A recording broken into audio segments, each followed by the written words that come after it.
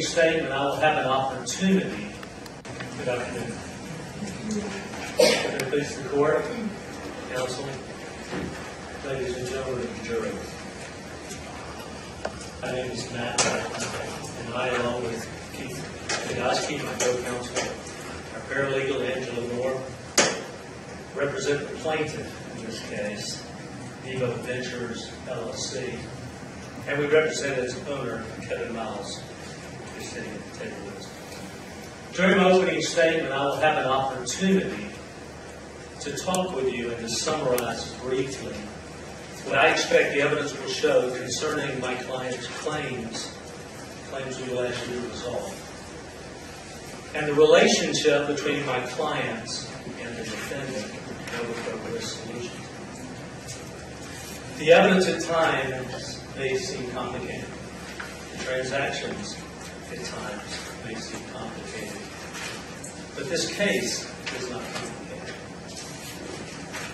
In essence, this case is about two things: keeping your commitments and telling the truth.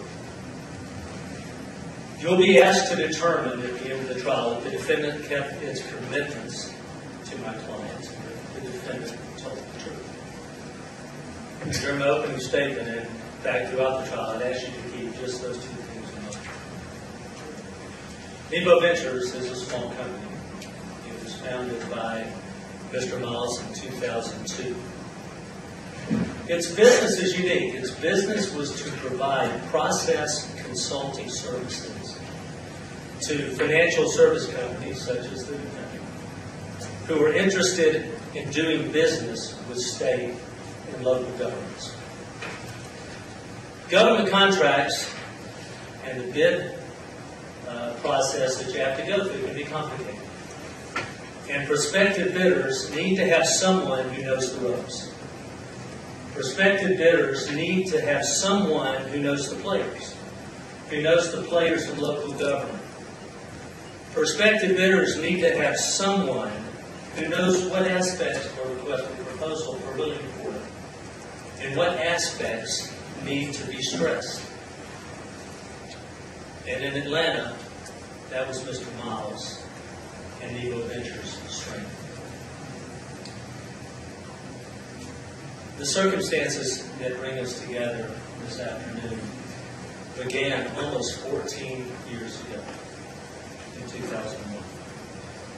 Mr. Miles had a consulting contract with a company called AV International, Inc.